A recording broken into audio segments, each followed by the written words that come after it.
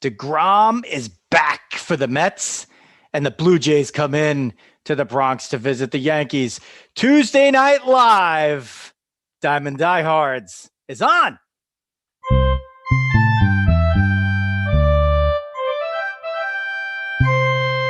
Joe Rizzo here bringing you baseball along with the dog, Jeff Healy. We're going to dive into it for you on our favorite Tuesday Night Live because we got Yanks game going on. We got Mets game going on. There's a whole bunch of baseball stuff going on, and we're going to take care of all of that for you the way you like it. In the meantime, this is back to a full live stream. Producer Xavier Rizzo manning the machines over here. Is multiple machines just off to my right, out of picture. Maybe one day you'll get to see him. That's going to be up to him. The stream is going on. Where is it going? Facebook, on the group page. It's going on Twitter/Periscope. It's going on Twitch. I don't know, it might even be going on LinkedIn. I tried to throw it up there. I don't know if that actually works or not. I guess we'll find out. It's going on YouTube. It's everywhere. So if you're watching it live, we want you to check out the comments, and Dog and I will try to monitor those along with Xavier. And if you're catching it later, comment anyway. It doesn't matter. And if you're a listener, we want you to hit that subscribe button or that follow button. But basically, we're at Diamond Diehards everywhere. You can find us on iTunes, Spotify, Twitter, LinkedIn, TikTok, YouTube, Instagram, and of course the Facebook page and the Facebook group. I think the group is a little cooler. The Facebook page is also good, but check us out over there. You know who checked us out? You know who gave us a shot? FMS Graphics gave us a shot. A family-owned, family-run business for over 50 years. They've served your printing and promotional needs. They've evolved with the times. FMSgraphics.com. FMSgraphics.com. Visit them for all your printing and promotional needs. And if you haven't hit any of these last few shows, then you wouldn't know yet that Sports Maps is a great way to show support for your team with a cool piece of art for your home or office. Check them out at sportsmaps.com. That's Sports Maps with a Z at the end. Sportsmaps.com. A very cool new partner.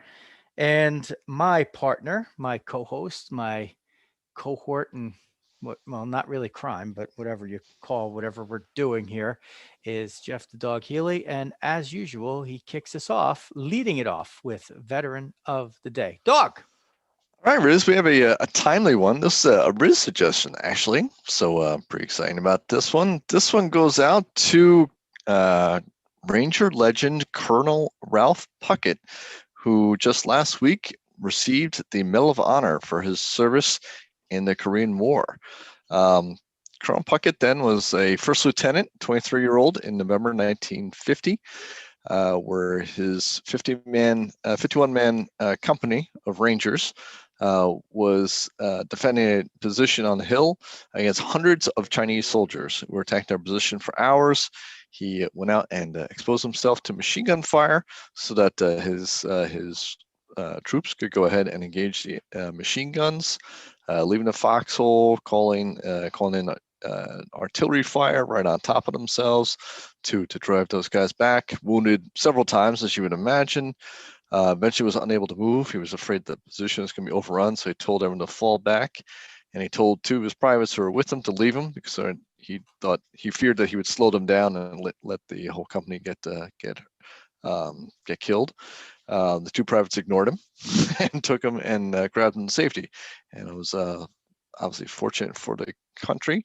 Not only did he continue to serve on there, but then he continued to serve for over a 20-year career. That included this originally was a Distinguished Service Cross that was upgraded to a Medal of Honor. He received another Distinguished Service Cross, which is the second highest award in the U.S. Army. 2 Silver Stars, which is number 3-1, 5 Purple Hearts, a couple Bronze Stars, a V for Valor, and retired as a colonel in 1971. So just an amazing person, always supportive of the Rangers, was a honorary colonel for his 5th Ranger Regiment as well, and a speaker for the Army. and did all that even before receiving the Medal of Honor. So it's really great to see a great individual like that getting honored and being around to see it. So Literally, I got to watch it the other day, and I was just so moved. I mean, this guy is just, we're I feel like we're losing out on what we define as a true American hero, dog. Like the heroes that we grew up with. Somebody who you said, man, that guy's just my hero. As you know, and I talk about every now and again. The Army Rangers, especially. A little extra close place in my heart because yep. my dad was one back, way back when my late father Frank Rizzo was an Army Ranger back and fought in Italy in World War II.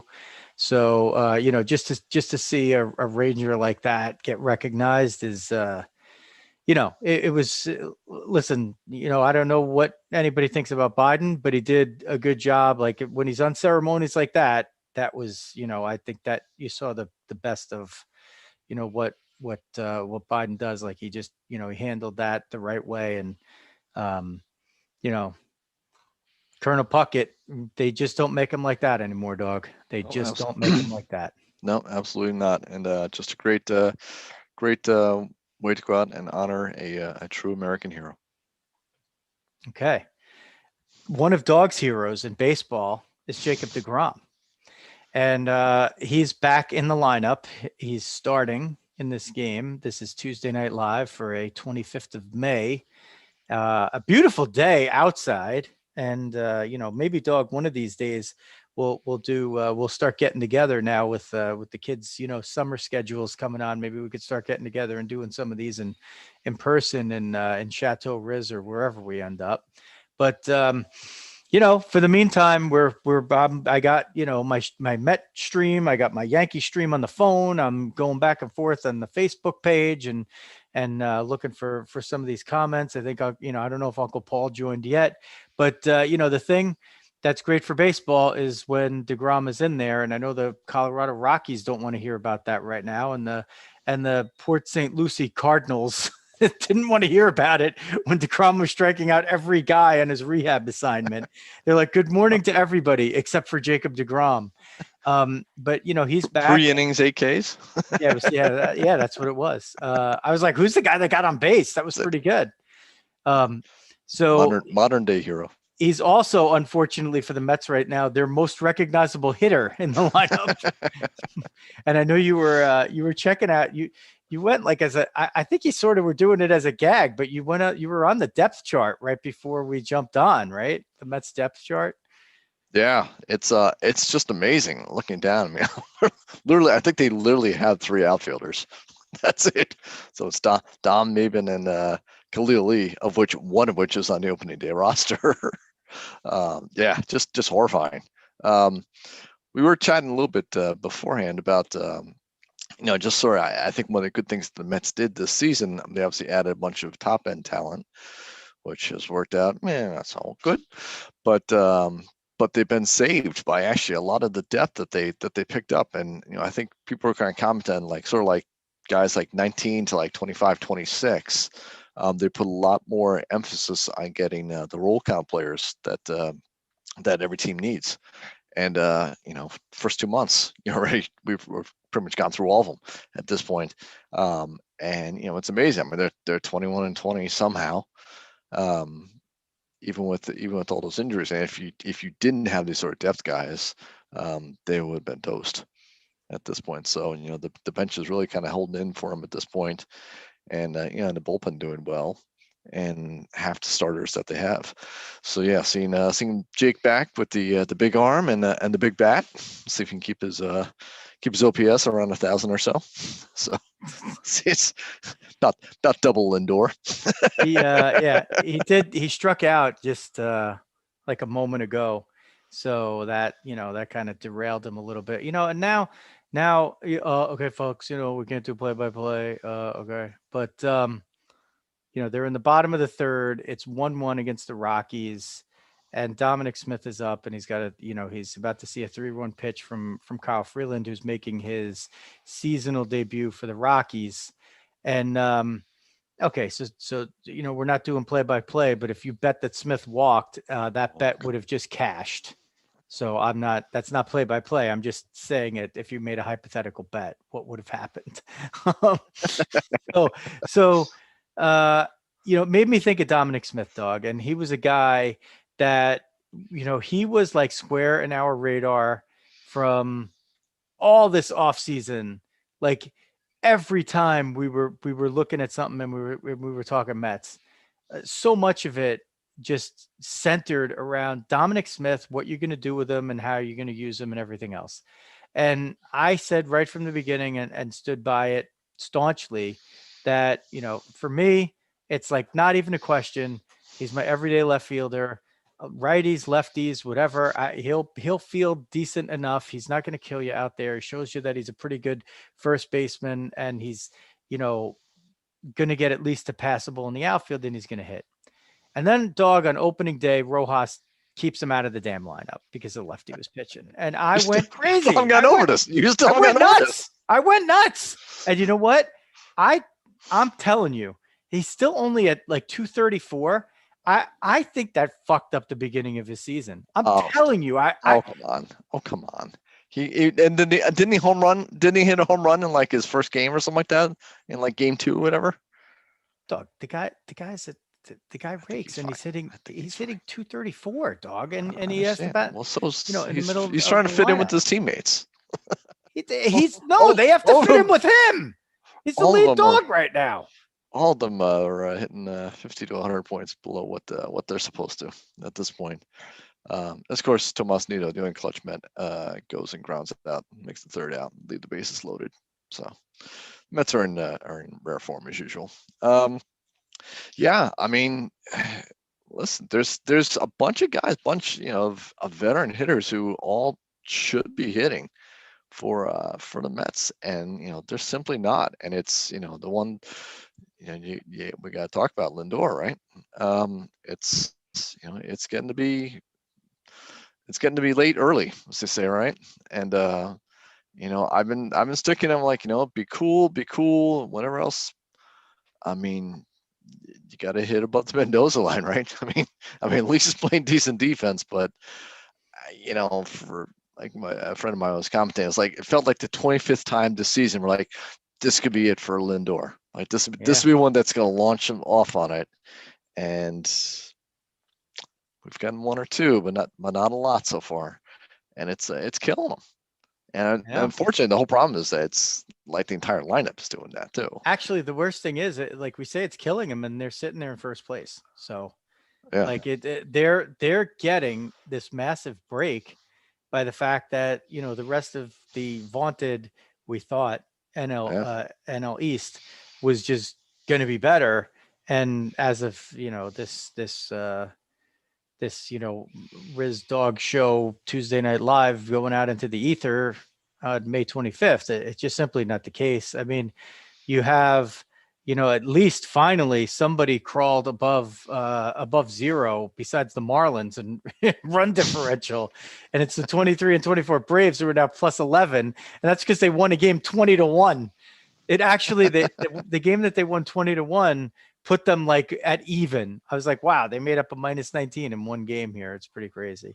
And I'm going to give a little shout out because of that crazy score. I'm going to give a little shout out to Ramapo High School boys baseball team, which beat rival Indian Hills earlier in the day, 18-0. So good job on that. Good luck in the States, boys. And also good luck in the States to Bergen Catholic High School. And I don't know, Dog, if you want to give shout outs to anything or anyone, this might be the time. I was like, nah. No, I don't know. They changed my team name growing up. I don't know. It's all over now. Whatever. Yeah. It's done. Dog's a little. We'll do an immemorial early for Fordham football as they go out to take on the Nebraska Cornhuskers. Oh, they're gonna win. Like it's 1943. Yeah. Fordham coming off its Cotton Bowl victory, 2-0 over Missouri. Yeah. What are you gonna do? I'll tell you what though, Dog. It's been an interesting year here already for the Mets.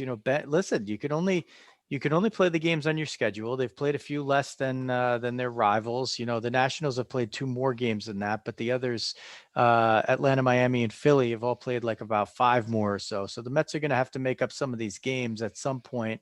And if they do well in these 7-inning doubleheader type situations as they arise, because they're going to have, like, if they get more rainouts or cancellations for whatever reason, I mean, they're all the other dates are basically packed up already.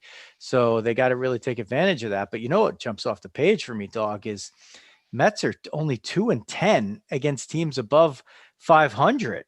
So, they've managed to do well against the teams that they're supposed to beat. But, that's where I believe that, the rubber's going to have to meet the road, where, they're getting away with Lindor not being Lindor because of that stat essentially right there. And they're getting away with, playing James McCann at first base and Tomas Nido at catcher because, Nido's hitting. And now McCann, all of a sudden, he goes to first base, and he's never played there professionally. And he's picked, in the last 2 nights when I've seen him, he's made 2 good defensive plays. And, his bat picked up at least a little bit last night on the 24th, the Monday, the opener against the Rockies. He had a home run in that game. Not a Coors Field home run, a CitiField home run. So, um, those things, are good signs, but like Noah Syndergaard leaving his rehab start after 2 innings is not a good sign. DeGrom being back is a great sign, but the fact that he got on the IL to begin with, you sort of like, you cringe a little bit. Taiwan Walker on the IL, it's more like the pitching's been able to carry them through with some of these no names that they've had in the field. But it's just like, once they start playing the teams on the schedule that are 500 or above, it's, as you like to say, it's going to get late really early for them. It really is. Yeah, I mean, Carrasco looks like, I mean, he's gonna be out longer than expected already too, which is another negative. I mean, I think he's a nice solid number 3 that they really needed out there, and now you're not getting that. Conforto, I mean, brutal for Conforto, right? I mean, he's got the hammy strain, and those are always tough to kind of come back from and whatnot. And obviously playing in a walk year for him as well, so that's unfortunate for him and the team. McNeil, again, like, in the steady, like, just like we just need a hit. I mean, that is the guy for the Mets, is, to have McNeil up there. And yeah, I mean, there's just, they need to get some people back. I mean, they need a real lineup, and you can only sort of stitch it together for so long. And you can't get ticked at this point. So if they're losing, I mean, what do you expect? I mean, these guys are generally quadruple A players. Or some aging vets can do it for a couple of days or whatnot, but as you extend it out, they get exposed. It's interesting how McCann doesn't get as much heat as Lindor as well. That McCann was a pretty big signing in his own right. He's been decent defensively, so I will give him that. I mean, Nito's has been better, but McCann has provided some defense, but he's hitting 200 too. Right. I mean, at some point you got to step up on there too. So one of the things that we talked about in the offseason, and I was a big proponent of the McCann signing, was the lack essentially of a downside to his signing, because he's going to make more money over the course of his contract by a little bit than Lindor basically is going to make in like a year, right? Like Lindor is going to make $34 million dollars a year. McCann's going to make $40 million over the course of his 4-year contract. So if McCann sucks, and we talked about this, if he sucks, if for some reason you're like, this is not the guy we signed, like if he can't, like even if he just played good defense or great defense, if he played great defense, he's worth the 10 million, like to catch and be a veteran catcher on a pitching staff. And to just dismiss what he's done as, folly, like with the bat, is irresponsible, because look at what the pitching staff has done so far. He's got to get some credit for that. He's got to get some credit. Like you said, it's the more important part of his job. It's the more important part. That's a little aggressive. That's a little aggressive, I would say, but all right. I mean, it's a fairly veteran staff, right? I mean, it'd be one thing if you had a whole bunch of rookies up there doing whatever, but you have a Stroman, you have Taiwan Walker, you have deGrom originally, Carrasco that at least can you thought was least coming in with that. Other than like Peterson, I mean, it's really, I don't know. There's not that many guys who I think are benefiting from. And it's funny, I actually haven't noticed too much with the framing, which was like the sort of the big thing in that. I was figuring that would be a big turnaround. And I don't know, maybe it just is, you just don't notice it, right? I mean, maybe that's that little bit that a layperson like us can't pick up on. I don't know, maybe hey, maybe I will give him this. Like maybe he's behind Familia. Maybe Familia just has more comfort throwing and relying on McCann and his judgment. So maybe get some credit for that, which is big. I mean, Familia being good for the Mets has been definitely a big help. The bullpen's basically helped carrying him in here the whole way, and Diaz continuing to remains hot as well. Is pretty strong as well. So I guess I give him a little bit in the bullpen. I'm not quite as sure on the starters, but the bullpen, I'll give you a little bit for that. And listen, if I told you, Dog, you're paying McCann $10 million a year, and he's either going to be a really good hitter and bad defensively, or he's going to be really good defensively, or at least major league serviceable, or good on defense, but he's not going to hit much. Which would you take? And you take the D from the Mets, particularly with the lineup you thought we had. Right. Well, he's batting 7th or 8th, right? Yeah. Honestly, even with the lineup that you've been putting out there, you still need the D from catcher. Now, here's another thing that I like. Please, everybody, go back and watch the show that I did with Scott Bradley, the former Major League catcher, who's the Princeton baseball coach for the last 23, 24 years. Please go watch that. I'm still in the process of cutting it up into smaller, more digestible bites. But one of the things that he talked about was how he loves the idea of putting catchers on different places on the diamond, giving them the ability to, if they have the ability to actually play other positions, that's great. But it also helps them as catchers and as athletes to be able to go and play different positions. And it makes it way easier to give them days off and keep them fresh as actual catchers, which is the job that you really need them to do first and foremost. So the fact that these opportunities have presented themselves for McCann to go play first base, I think that's one thing that could really bolster his season. I think that's one way that he could really help turn around. He gets a little bit of a break from behind the plate. Nito has been definitely good enough to put in there as, and let's call it an everyday guy, at least for the short term, right? Like that means what do we mean? I mean, he was showing flashes last year. I mean, there was some debate on that last year coming into the off season. We were like, it's just not enough of a sample set. Right. I mean, when we say every day, right, Doug, we mean like 3 out of 4 games, right? So, so if you need to do that for him for a couple of weeks, a month, whatever it is, and that wakes up McCann's bat a little bit, McCann's not going to just all of a sudden regress defensively because he's playing first. As Scott Bradley would say, he's more likely to, improve there because you're giving him less wear and tear, and he's even more ready and more spry when he actually goes back behind the plate. So I like how, when this opportunity is sort of there, I'm going to give Rojas credit on that for sort of creating the opportunity for him to do that. Cause he could have done a lot of different things, right? First base is the easiest position to go fill on the diamond because essentially you have your choice of all the right-handed or left-handed throwing players on your roster. Right. I mean, including like a really good hitting pitcher, potentially, like theoretically you could cut, or, like the guy who just hit a double for the Mets. Yeah. So just get to deGrom. So, and you trust any infielder essentially that's never played first base to play first base, even though it's not that, it's not that simple, but in a way, you can't trust a first baseman to go play shortstop, right? Like that's the flip side of it. So essentially it's the easiest position to fill. So he could have done a lot of different things. Jeff Fry had the other side of that though. Then he talked about getting thrown over at first base. He's like, oh my God. Yeah. Like all these crazy throws. Yeah. Apologizing, finding all of his first basemen that played for him in his career, apologizing for like every bad throw he made. No, but the point is, I'm not talking about being good or excelling at the position. I'm talking about a manager in a pinch has literally like every option on his roster essentially for a guy that hits to just put him at first base. And you don't have that option. You have that option the least at catcher. Yes. You have it Yeah. the second least in the middle infield, and then third base and then the outfield, you kind of have more of those options, but even Yeah. outfield, you don't, you trust somebody to play first base more than you trust them to just go in the outfield, although that's a close call.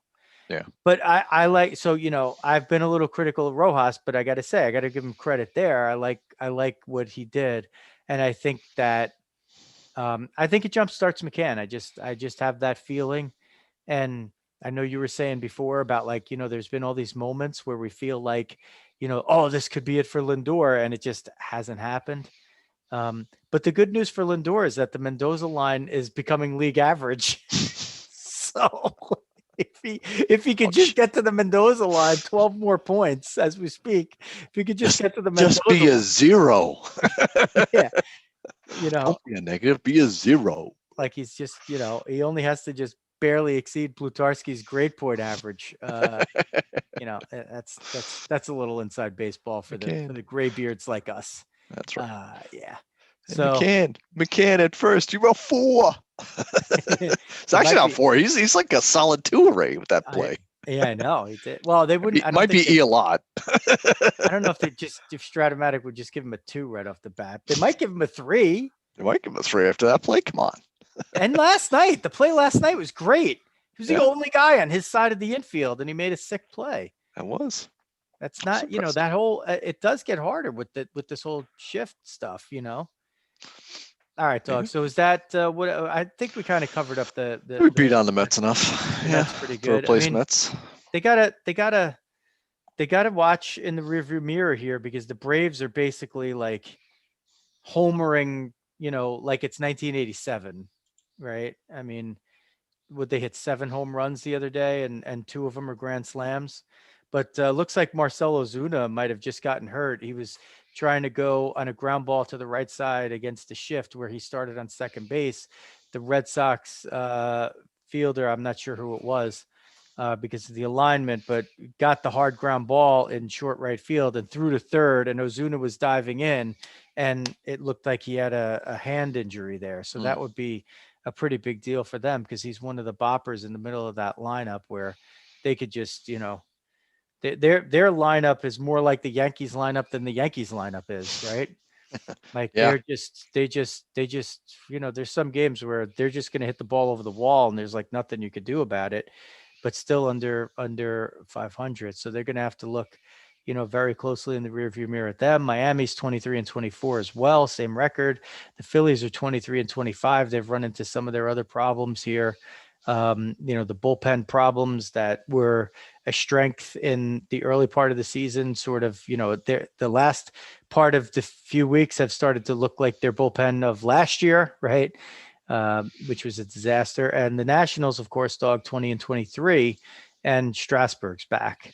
So, 3 in a row they've won already there. So at this point while we're talking about it. So an interesting division over there. Now we'll jump over to the Yanks, Dog. And we did a show, 3-4 weeks ago, where I fixed the Yankees. I gave the blueprint for how to fix the Yankees. And they didn't do it, but they certainly fixed themselves. And they've done it. You scared them straight. I did. They've done it, despite some injuries and stuff. And they've done it, with their pitching has, the Blue Jays in this game have scored 3, but the Yankee pitching, the starters just went 30 something innings without allowing a run. The Garrett Cole loses in Texas, and then the next 3 guys come out and don't allow a run as starters, including Corey Kluber's no hitter. And boom, all of a sudden the Yankees go from that 5-10 start where everybody was worried to 28-19, a game behind the Rays, who have won at this point, as we speak, 11 in a row. And the Red Sox still at 10 over 500, a half game in front of the Yankees, but playing those Braves as we speak right now. Yeah. So even Toronto, how about Steven Matz up there, huh? Yeah, putting up zeros again. for the great. Jays. It's great to see. And you know, I actually called this one right. I'm like, he'll once he gets out and gets away from the pressure of pitching in front of home as a Long Island native. I think that was really key for him. So As a kid growing up, he threw great in his backyard, but when he grew up and had to also pitch in his proverbial backyard, it didn't, always go so well for him. But you got the Jays here, dog. They had been 6 over. They've lost 6 in a row as the Yankees have won 6 in a row, and the two are meeting now with the Jays getting the better of it just in this early part of the game here in the fifth inning. Okay, folks, we're not doing play by play. Okay. And the Orioles, they're starting to regress toward the mean, 1-9 in their last 10, lost 7 in a row. They regress toward the John Means. He's basically gets the only win for them in that span, and that's the way it's going to look for the Orioles probably a lot during the rest of the season. He's not going anywhere, but pretty much anybody else on that roster, that's not a real young stud, named Mountcastle is maybe up for grabs for a few different teams, and that's going to be one where I think you're already starting to see it, dog, where people are going to talk about, guys that the Orioles could ship out, and the Mets are, do the Mets go into panic? I know we're supposed to be on the Yankee segment here, but do the Mets go into a sort of panic mode and go get one of those Orioles outfielders right now? I mean, how serious do you think it should be? I mean, Nimmo is supposed to be back pretty shortly, I believe, so that should help take some of the pressure off. Pilar, I'm not sure, and honestly, with Pilar, I mean, you have to kind of see him get back in the cage and see how he does when someone buzzes him up and in, and then is he able to shake it off and come back and then defend the outside corner on the next pitch. I would say it's not a panic mode is sort of my read on it, but Conforto being long term out, I mean that's definitely an opening. I mean clearly it's not exactly rocking it out right yet. Mabin is probably an okay sort of bridge at this point, unless Pilar has actually been okay. So if Pilar comes back and is okay and Nimmo's okay, that maybe you put those two guys out there and Dom Smith, and that's good enough to kind of stitch you by and stuff. But yeah, I mean, we're gonna see come the trade deadline. That's certainly a possibility. They obviously can add payroll, so that's not an issue for them. Probably part of the problem is going to be is how much do they really have to trade? The farm system is still kind of in the process of being rebuilt. I mean, there's been some bright spots over there, but they're mostly down in the lower minors. And I think I think the Mets would be low to give up on those kinds of guys. So I think they're going to kind of run with what they got. Is generally my sense. Until unless you're trying to make an argument that maybe you're not going to get Conforto, or you're not going to re-sign Conforto. And then you decide you're going to do almost kind of like they did with Stroman, right? Where you went and you kind of got the guy for the stretch, but you also kind of know that you're also kind of signing him for the following year. So that's one that maybe makes a little bit more sense. You push a little harder, but for just a trade rental, I don't think they can be very active. Yeah, I think you could even start making that argument a little bit for the Yankees, because what you've seen is Clint Frazier just not getting the job done, although he seems to start, hitting now, and Gardner's in center field for the Yankees in this game. And, there's always a question, like every year, there's like the people who love Brett Gardner, like the Mescolos who always listen. They love Brett Gardner. They want him on the team, and they don't care when he gets in the lineup. And there's other people who are like, how is this guy still in baseball? Like, why is this guy still holding a bat and playing meaningful, meaningful outfield spots, and, getting meaningful at bats for us? There can't be anybody out there that's better. So, if the Yankees ever decide that, yeah, we do need to make that change, and there are one of those pieces out there, I just wonder, if they would actually go and pull the trigger. I mean, they're clearly not wanting to give up on Clint Frazier, because if they were going to give up on him, I feel like they've had ample opportunity over the last few years. And, I don't know, like, like, are they just going to go with him until he just shows that he just can't hit or can't handle it, or it's an injury, or it's this, or whatever. But I just sense that he's going to be one of those guys that Cashman loves, and he just wants to hang on to him. And he just doesn't think that whatever he's going to get is going to end up being better than what Frazier gives him when Frazier, is playing up to his expectations. Yeah. So we'll see about that. Um, this Yankee roster hasn't been quite like what we talked about with the Mets, where it's a bunch of names that you don't recognize. It's more familiar names, but in their case, I think the difference is that we expected the Yankees, if they got to this point, like, you're not surprised at what their record is, right? Mhm. 28 and 19, 9 over. It's pretty good. I didn't expect them to be running away with anything at this point.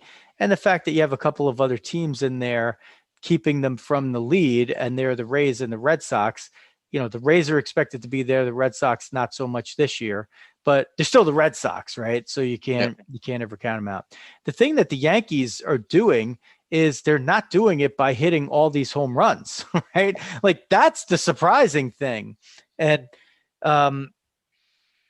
Stanton's out. Sanchez is still batting fifth. Like, you want to talk about a guy that, should take the focus off of Lindor anytime. I mean, he's batting fifth. He's hitting 178. But again, the league average keeps going down. But you look at their lineup in this game that's happening as we're on the air. Voit 190. Torres now up to 278. Great. Judge has been very good. He's been basically one of the best players in baseball, and he's only hitting 304. Urshela, very solid, great defensively, 280, timely hitting, clutch hitting. He's batting fourth in this lineup. And then Sanchez, DH, 178. He's your DH. Odor, 169. Frazier in left, 170. Higashioka catching today, 177. Gardner in center, 206. That's not what we expected from the 28 and 19 Yankees. If you said that these are going to be their numbers, you'd be like, wow, the Yankees, they might be 19 like and 28, 19 and 28, right? right? Yeah, I mean it's shocking actually how well they're doing considering how poorly they're hitting. So yeah, you got to be saying, which again like makes you feel like they're going to work their way through it, right? I mean, maybe not everybody works this through. Like maybe this is finally it for Gardner or whatnot, but the rest of these guys, they're generally pretty proven guys to go out and hit, and it would be surprising if these guys continue to kind of backslide like this. Well, again, it's sort of good news, bad news. You can put together a pretty good team of like hitting below 200 for the Mets and the Yanks. I know. that's like an all-star team. I know.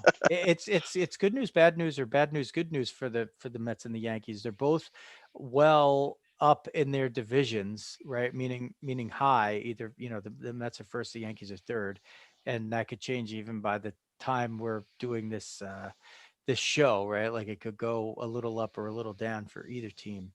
But neither team seems to have kicked it in gear, and yet they're already at at or near the top of their respective divisions. So I sort of think that the chess game among GMs gets a little more dicey when you've kind of like gotten this far, and like, if you're the Mets, you're like, well, we don't really need to make any trades. Each time we get one of these guys back, like in our lineup, like Alonso and McNeil and Davis, it's like adding guys via trade, but you don't have to give anything up except, whatever roster spot, Jose Peraza is taking up at the moment. So for the Yankees, it's Stanton. It's, maybe the whole thing at catcher keeps going on. Can you get by with catchers that are hitting 177 and 178, especially when Sanchez still just has so many question marks defensively. Can you get by with a left fielder that's hitting 170? I mean, like, who makes a spectacular catch now and then. If Luke Voigt doesn't hit, do they start to think about, making moves on first base? Is Mike Ford going to play Oh, I more? know where this is going. Do they talk about Anthony Rizzo? Do they Go talk about? back to the cure. Rizzo's got the cure. Rizzo's got the cure. I mean, now, Gleyber Torres is starting to hit again. His defense is still, it's still suspect. It's not as being scrutinized as much today because they're winning. But maybe that's when you make the move. I don't know. Who knows? You're getting a little more of your shortstop than I am right now. Your shortstop's way better defensively. I know. True. I don't know. Not People are 100 saying points. Not 100 points different. No, I know. I know. But people are saying like, oh, Lindor doesn't look that good defensively. I'm like, I'm not sure good, what the hell. I'm not sure what the hell these people are watching. I don't think these people watch the games. Yeah. I think they watch highlights. Great, they watch this or whatever. I'm like, no, you watch the games. I watch the games. I probably watch, as you know, I'm wearing the Yankee hat for those just listening. I probably watch more Met games or Met innings and pitches than I do even Yankees. I constantly watch both. I flip around and we end up on the Mets a lot because, if Debbie Rizzo happy wife is along and we're just sitting around, and then of course their announcing team is great to listen to. You're always learning something about the game just from watching it, and you learn about all teams. And meanwhile, Clint Frazier just got another hit. So he's now up to 177. So we got to edit that before. So he just went up 7 points with that hit, and he had 3 last night. So he's got 4 hits in 2 days, which is pretty good. So yeah, you watch the games, right? And then you see these guys, right? And you see the guys that as Uncle Paul said on the comments, the bench mob, the bench mob dog has helped get the Mets by because the guys that they're bringing in all seem to be really good defensively. Yeah. Like even if they don't hit, these guys are fielding the ball, right? Yep. That's a great point. And I will say that the Mets had a big push to get to improve defensively in the offseason, and that did come to fruition. So that was a McCann, that was a Lindor, right? We were talking about strengthening up the middle. The one spot they didn't have it was Nimmo that we were looking for second. I mean, it's for center. But the other key positions it definitely had improved. I mean, it's a shame like Yorme was getting this opportunity with JD Davis out, and and a lot of people liked it. He was another one similar to Nito last year. It's like he's kind of hitting a little bit. He's known as a plus defender. Can he hit enough to play in a third base? And unfortunately, then he gets hurt, right? So now he's sort of missing his opportunity out there as well. But they definitely were pushing up pretty strongly. Well, we'll see. I think it would be a panic move if they went out and tried to make some of these deals and didn't wait for some of these guys to come back. But I think there is another side of it. And the other side of it is maybe there is a deal out there and it's for, a bigger type of player. And, maybe you just make a move that nobody sees coming. And if it really helps your team, you'll worry about those other guys coming back later because there's no guarantee that they will come back. Like you said, like you talk about Carrasco, you talk about this guy, you never know when these injuries are going to be more serious than not. The main one, deGrom, hopefully and thankfully, it looks like it's not going to be. So, all others pale in comparison. Yeah, maybe. Maybe. Talking about in the off season, right? Maybe. Yep. Yeah, half a season, Chris Bryant. Okay, that might be worth the shot here, especially if JD, is uncertain coming back at this point. That makes that fitting that in makes a lot more sense than it did in the off season. It's day to day practically at this point, but if that deal's there, right, and they're talking about it. Be best hitter on the team right now. Do you take it? Just saying. Do you take it? And are these negotiations even happening? Yeah. They gotta be. I mean, you gotta be having conversations, right? All the time. So who knows? Who knows, dog? It's Who knows? there's all these other teams that are in the pack too. Yeah. And Well, sometimes that's what we were talking about at one point, right? Like with the Cuppies when we were first talking about. It's like I don't know if those guys are buyers or sellers, right? So I I'm know. right now they're right there too. They're 24 and 22, game and a half back of the Cards, in the Central, right? So are they going to be looking to break down? They started the offseason that way, but then they kind of stopped and started to add pieces on there. So and they may not be the seller that we think of Bryant and Rizzo. It's going to be hard. It's in the end, it's going to be hard to pull the trigger on just parting with one or both of those guys. I think, Yeah. and that could be the heartstrings a little bit. And a lot of it might have to do with what these negotiations would be like behind the scenes if they're talking about, contract extensions or new contracts, or if guys are dead set on becoming a free agent and things like that. It so much just depends, right? Like it's Yep. and but dog, I'm one of these fans of, listen, if you're going to go trade for one of these big time guys, I love the idea of being the first one to jump in the pool and getting them early, because you're giving up a lot, but then you have them for a longer time in the season, right? Yep. All right, That's Drew, true. you got Drury's Yeah. up. Maybe Drury just solves your whole thing here. Could dial in. One of the many guys that has now played for the Mets and the Yankees. Dave Kingman's name came up in some of these stat Twitter things the other day, and his career strikeout rate, is right at what the major league average strikeout rate is for hitters today. Wow. How about that? That is a tremendous stat. You're welcome. Wow. I forget who put it out there, but That's a beauty.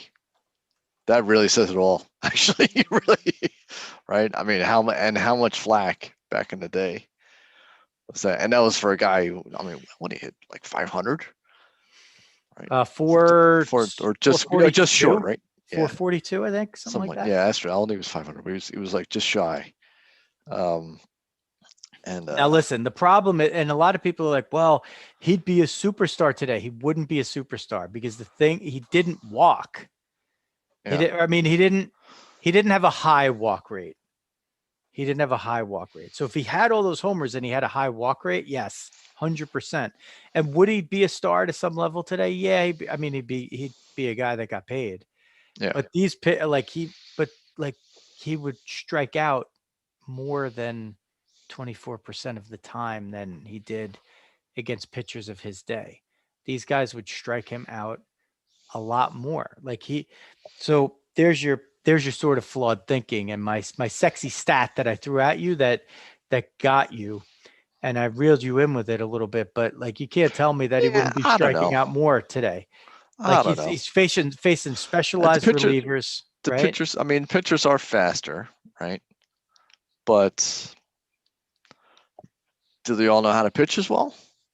Right? And you've had more expansion. You've got lousier pitchers in the game. How many middle relievers that he never saw these middle relievers? How many middle relievers would he wind up facing at this point that like basically suck, right? Whereas he was facing Fergie Jenkins or Seaver for 4 times going through the lineup, right? So nowadays you got the best guy. He's going to face him twice. He's going to face some middle reliever, and then maybe he faces a closer, or maybe he doesn't. So I don't know. I don't know about that one. Carry that one back. I'm not sure he would strike out all that much more today than necessarily would have back then.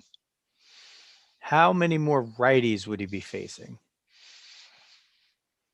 He probably wouldn't get that extra at bat against the lefty starter, that he was in the day.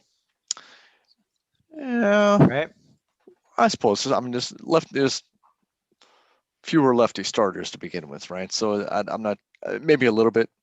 And guys coming out of the pen, they would, they wouldn't have been bringing lefties in to face him, I don't think. I mean, unless he had crazy splits, which I don't know what they are. I've never looked them up. Yeah. But yeah, interesting. Like Dave Kingman's name came up, and I was like, oh wow, that is a cool stat. But there's a lot to be made with these He'd be a great interview. We should get him on here. Oh yeah, I mean he loved the Sit there media. growl at us. He loved the media. You know what, Doglo? How about this? How about this little segment? Like what players from within the past 20, 30 years you think would be like let's just throw out some names, and what do you think the guy would do today? And I'm going to use this one. I'm going to use this one because it just popped in. It maybe because the Yankees are playing the Blue Jays, but how do you think Vlad Guerrero would do against these pitchers? I think he would. What? Senior, yeah. I think he would.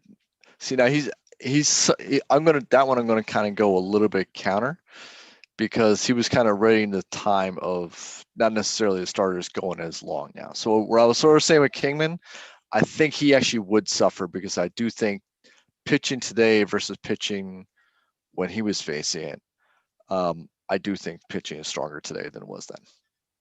So you're saying Vlad would be I think Vlad to be down a little bit. Really? I think Vlad to be down a little bit. Yep. So, but his contact rate, right? Like all these guys are trying to pitch balls like out of the zone and, throw that high fastball by you and, get you to chase and whatever. Like I think he would like thrive. Like I think he'd win the batting title like easily. Like if they tried to shift him, like maybe he'd hit to his tendencies to start with for like a month and a half.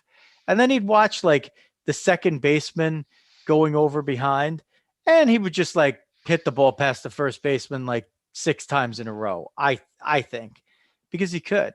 So I'm on Team Vlad, and you're on not team.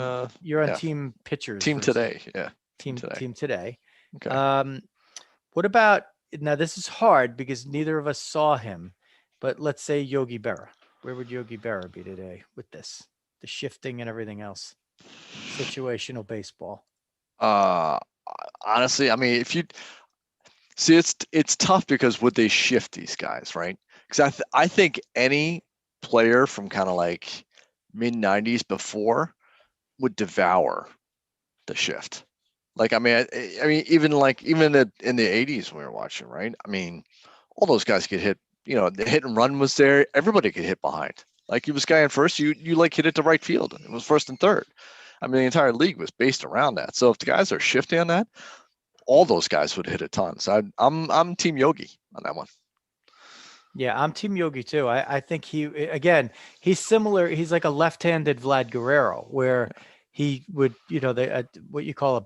what they used to call a bad ball hitter. Like in this era of bad balls striking guys out or good balls striking these guys out, more pitches for him probably to hit and drive and do something with. So I think Yogi would be unstoppable. What about Jeff Fry? Where would Jeff Fry go today? I once again, like the back control, right? I think he'd devour that shift. I think he'd be all over that. I think he'd be a tough guy to strike out, and I think guys are so geared towards the strikeout. I think he'd do very well against that. Could barrel it up. So do we say? So I'm on Team Jeff. So do we say these guys? So then theoretically, we do say Dave Kingman would actually be worse then, because he was striking out a lot. I think that's taking it back to the pitching of this. I mean, my argument, I guess, the pitching from the 70s is better than the pitching from like 2000. So that's kind of my jump on there. So Kingman better today. Okay, so I'm Kingman worse today. Rob Deere, the big buck. That feels unchanged. I can't really see that huge a difference, Rob. I think Rob Deere is just all about Rob Deere, and it's not really going to matter who's throwing on the other side. So I think he's going to be pretty much the same. If not, I'll give him a little bit. I'll go with the Kiss thing, and I think that the pitching today is probably a little bit better than. No, I'm just gonna go Unch. I'm cutting it too close. I don't think there'll be a change for him. I say Rob Deere 300 strikeouts. Is that bad? I mean, I and 57 homers. Yeah, exactly. The same, but more. 100 walks, Yeah, Rob Deere, baby. Yeah. Might hit 208, just basically like league average, right? There you go. More strikeouts and more homers. Rob Deere, the big buck. I said so. I guess the point is pretty much if I name a guy who I think was a really good contact hitter, then I think I'm upgrading him today. Yeah, I think. And 100%. if there was a guy who was a big strikeout guy in his day, a strikeout homer guy, a K homer guy, maybe a guy who walked a lot, I would just keep them even or just downgrade them. Like I think it would be harder. But Dog, there's one guy that did get shifted in his day, and that was Ted Williams. So do we take some of that and say, wow, they did do the Williams shift. He did consistently beat it, but he didn't do stuff like Bryce Harper was doing, like throwing bunts down third. He just got a good pitch to hit it. Yeah. He was so good, and he so much took advantage of playing in Fenway Park that you saw the seam. You saw the seam rotating this way and just went and hit it the other way. Right. like a normal human who has the eyes of an eagle does. Yeah. Like a normal human who was from Mars does. Yeah. From a different planet. Just like he's like, oh, I better shoot down that plane. What plane? Oh, that plane. Oh, yeah. Good shot, Ted. Good shot, Ted. Yeah. Wait, the plane, the one that you just shot down. That's now I see smoke over there where I didn't see a plane before. Okay. Oh, I think he was a former veteran of the day. He was a former veteran of the day. On our show, Ted Williams. Okay, let me write that in the comments. Ted Williams. So that'll be easier for me to compile later when we're talking about it. What else to cover in the world of baseball as the Jays continue to beat the Yanks here, and the Mets continue their quest against the Rockies? Or actually, I got to see what the Mets score is there because they're in the still 1-1, top six. Still 1-1. Okay. Shocker. Yeah. DeGrom's on the mound. Shocker. Urban shocker. Shocker. So 4 hits, one of them from him. We didn't say, so we got the Ozuna thing in real time, but Corey Kluber, coming off the no-hitter, pitches 3 innings, the last 2 runs, and leaves with some shoulder tightness. So that's tough news for the Yankees. And again, that was the worry coming in, right? Yeah. All these guys coming back, right? You got to take it seriously. And then, you also say, well, they got, he just came off throwing a complete game, right? Even if it's a no-hitter, it's obviously more laborious, you'd figure, than most of his other starts. So we'll see how that pans out. We talked about Noah Syndergaard. I almost said it. I said it. Noah Syndergaard exiting. The second rehab start with a sore elbow, not good. The Zach Plesac injury is a pretty interesting one. Go look that up, or if you don't want to, apparently he broke his thumb putting on his shirt or taking it off or something like that. Bullshit. Seems legit. Yeah, it seems legit. Math checks out. Just like that time Glenn Allen Hill got cut up when he fell through a glass table because he was afraid of spiders and he saw one. I'm sure that I'm sure that really happened too. What else we got? Adalberto Mondesi, I think, came back to the Royals, so that's good news for them because they've we could take a little quick run around the standings of the other 4 divisions that we haven't talked about. But let's start. We should give love to these other divisions we don't talk about as much, but you got to just jump, Dog, to the NL West. The Padres 30-18. 9-1 in their last 10, run differential up to plus 73, and they've played significant chunks of the season without Fernando Tatis, and they just keep rolling on. And Dinelson Lamet looks like he's ready to rejoin the starting rotation, and he's been coming in and throwing chunks of relief innings to get back. Dodgers had that little time where they sputtered after the great start, and all of a sudden, 7 in a row, 9-1 in their last 10, 29-18, and a half game behind the Padres in the West. And now the Giants have been caught. I mean, geez, they lose crazy. They lose 3 games in a row, and all of a sudden they're not just out of first place, but they're out of second place. Like, geez, guys, come on, give me a break. 28-19, still plus 47, and then it's an avalanche drop off to Colorado, 19-29, and Arizona, 18-30.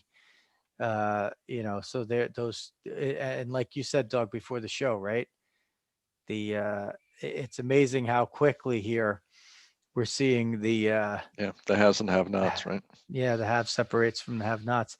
NL Central, you got the Cardinals, 5 over 500, and that's 1.5 above the Cubs at 24-22. The Brewers are 24-23. Some of the early pitching that we've seen from the Brewers has chilled a little bit. They're not, completely dominant here all the time. And, their lineup is having a whole lot of trouble scoring runs these days. Reds had been off to the good start, and they've come back to the pack here a little bit at 20-25, and the Pirates, 18-29, 391 ball. I don't know, Dog. 391 over the season is what, right? That's just at 100 losses, or is it just 40, better? Like let's see, 162. That's 40. 40 and then 2064. Yeah, like 64-98, something like that. Yeah, I love it. I'm putting it 63-99. Riz gives Dog math in the comments. That was a complete setup. I just wanted to see you do that. But I was pretty good. I was like, what? I like right in my head. That's pretty good guess. That's just under 100 losses. So, I mean, if like, let's say the Pirates play on that pace, and hopefully they'll get Brian Hayes back soon. It looks like he's at least hopefully getting ready to come back.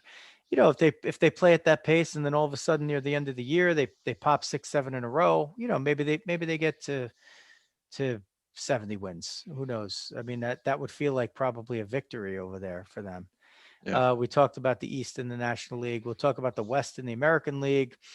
A's 28-21. Remember, it seems like a distant memory. They had that 0-6 start.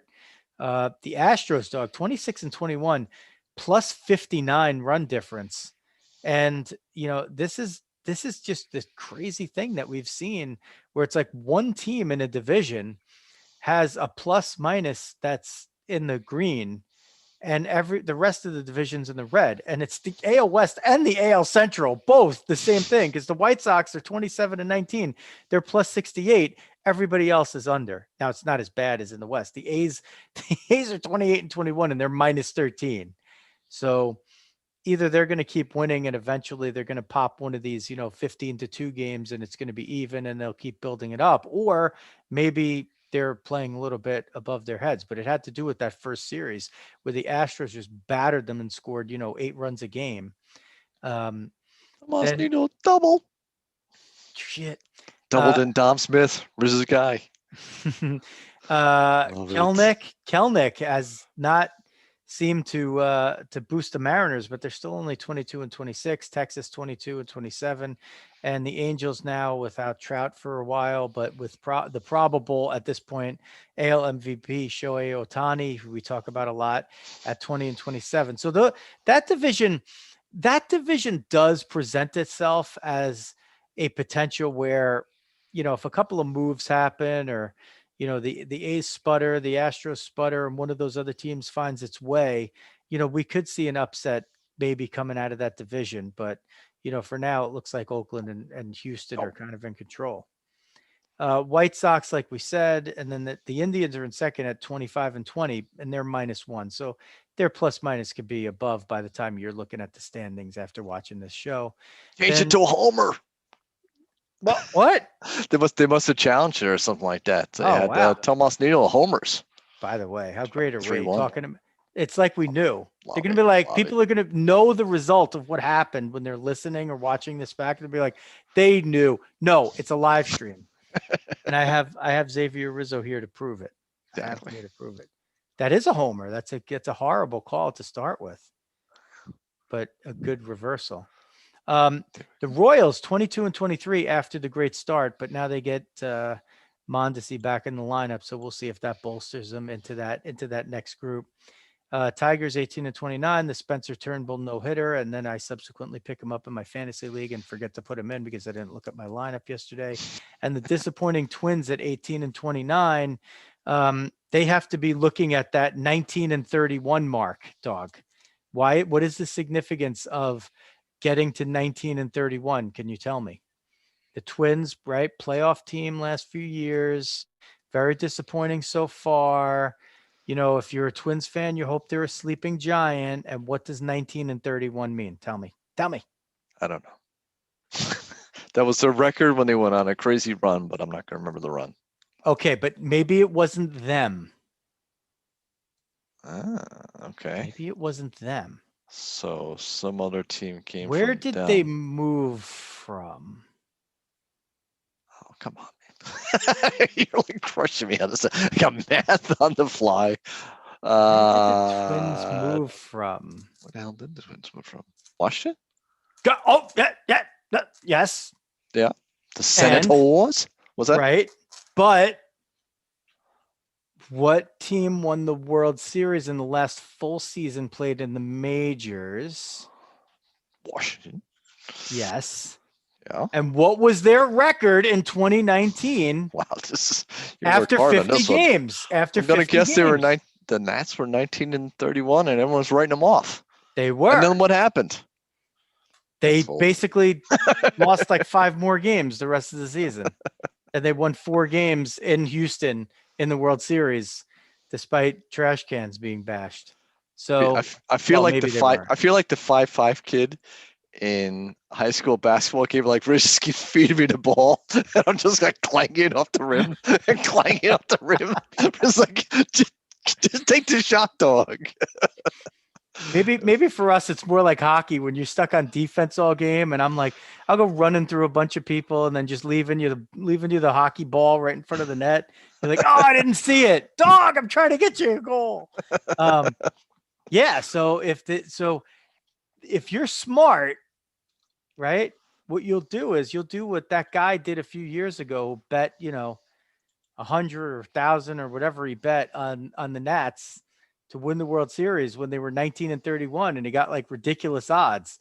So the Twins, you figure, have the pedigree, right? Like they're in the playoffs every year. They got off to this like slow, inexplicable start. Their plus minus is only minus 19, which is not bad for a team that's 9 under. So now's the time to look at your odds when the Twins have the same record as the Tigers and say, you know what, it's probably worth throwing $10 down on the Twins to see if they pull what the Nationals did in the last season. It wouldn't I do like that, the value play. I do like that one, Riz. Good job by you on that one. I gotta put that in the comments. Twins as a value play for the World Series. Okay, I'm putting stuff in the comments now. So if you go back and watch the Facebook live stream, you'll see me out throw this stuff in the comments over there. Okay. I have to circle back to the Mets once again here. Yeah. That of course Castro pitched the top of the 6th, so the 2 runs the Mets scored were for Castro, not for deGrom.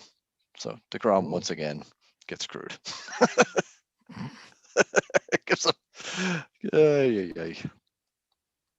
Guy can't catch a break. 3 hits, 5 runs, 5 innings, 1 run. ND. Unearned runs. That's baseball. That's baseball, Susan. Wait, let's see. What is Restream telling me here? How long have we been on? Yeah, a while. We've been on for a while. Producer Xavier's like, yeah, you've been on for a long time. I think he said an hour. Okay. I think producer Xavier, you better wake up because I think, Dog, that it's probably a good time to jump into uh, our home stretch here. Well, I'm trying to use a baseball adage for. Well, let's go to the last inning. Ice on second. I was gonna say like the home stretch, but like I don't know, whatever it is. Seventh inning stretch. Yeah, but it's a little later than that. And we will close it out with our favorite segment sometimes when we have stuff for it, which is Die Hard Dads. All right, dog. I had a good Die Hard Dads when I was thinking about it um, today, and picked up Louisa from softball practice, and I've been, I wanted to note like we didn't do a show the previous week. Schedule's been running up. We're getting toward the end of school, and there's still sports. The weather's getting good. Everybody's got stuff to do, and it was just one of those life got in the way weeks, and we were like, yeah, we're all good. There's just like a no hitter every night. Everybody knows it, and we got nothing to add to that. But I've been watching a lot of high school ball, baseball, softball, and it's nice. Like after a practice is over, Lou's like, "Hey, let's go over to the baseball field and check out the last few innings of the baseball game." We saw at the previously mentioned Ramapo Raiders walk off grand slam in the bottom of the seventh a couple of Fridays ago. And Jake Leonard, the kid who hit that, he had done the same thing. He had a walk-off two-run homer exactly a week before. Um, and but that's not really the point. Like the point is it's really cool to just sit there in the stands, and like even the boys, like they rode their bikes over to school, and they weren't necessarily checking that out, but like my sister and her family, the Mascolos, they popped over for a while to watch some of Lou's game. And it's nice that the sport, and I'm grouping in the softball with the baseball, like it's nice that the sport can just bring you together a little bit like that. And there's nothing better after you haven't been able to do it for a long time to just sit there and, talk to some of your friends and talk to some of the other parents, and, watching my friends' kids play on the baseball field, and watching a lot of girls that I've had the privilege of coaching play on the softball field, and have my daughter come over there together. It's just been a really nice few weeks as some of the COVID stuff has really subsided. And here in New Jersey, finally it looks like we're really at the home stretch, and Governor Murphy, our friend's friend, has ripped off the Band-Aid, and it looks like pretty much all the restrictions are going to be lifted. I'm vaccinated, you're vaccinated, and Memorial Weekend's coming up, and that's my diehard dad sitting in the stands watching high school baseball with my high school softball daughter, and my boys cruising around on their bikes. We even watched a JV lacrosse game because our pal Francesca is on lacrosse. It's just good stuff. Felt good. Felt good. Nice. Excellent. We'll have to go with an upbeat one here too, since you had a pretty good upbeat one there. I'd say probably scout. We had a bunch of scout stuff going on last couple of days. So Michael and Keegan are both patrol leaders in our town Boy Scout troop, and we finally got to go camping on Saturday to Sunday, for the first time as a troop, like outside, since I think October 2019. So it was forever on back there. It was great to get out. We went down to the Pine Barrens, which we had never done before. So that was kind of cool too. It's great to get out there. We had a bunch of new scouts out there, a bunch of guys who had never camped out before and stuff, and all went pretty well. And everyone came back all the fingers and toes, and pretty good spirits and all that, decent weather. So that was cool. And then we had a sequel on yesterday, was on Monday. Each year for the last 20 years, we've done where we go as a troop and go put flags in the veterans' graves.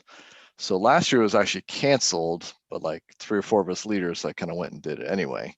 So we did it by ourselves. We left the kids at home on that. I think I might have brought Keegan along.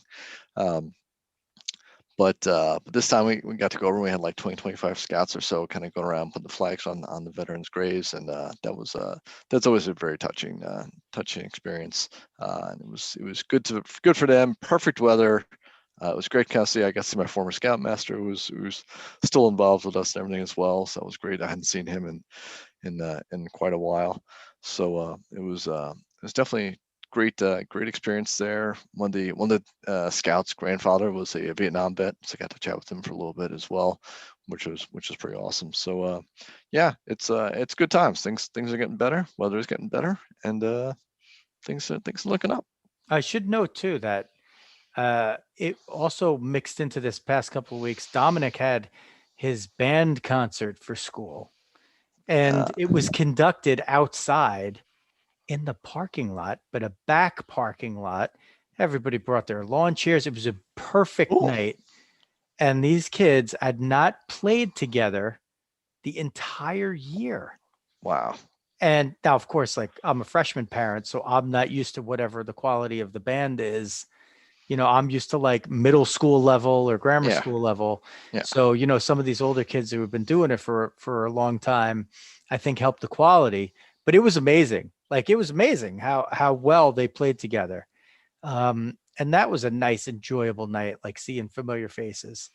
Um, and even producer Xavier, like he's been back at school every day. Now the other two are in a different school, and this is their second week back full time. Xavier's been back full time probably for about it's been pretty much about a month or so, Mhm. and he's really digging in over there. Went surprised him with a pickup the other day, and so I'm chatting with some of his buddies. I'm like, you just stay there and talk with your buddies for a while. I'm not going anywhere. We're not in a rush. I got my stuff done. You just hang out with your buddies and talk for as long as you want.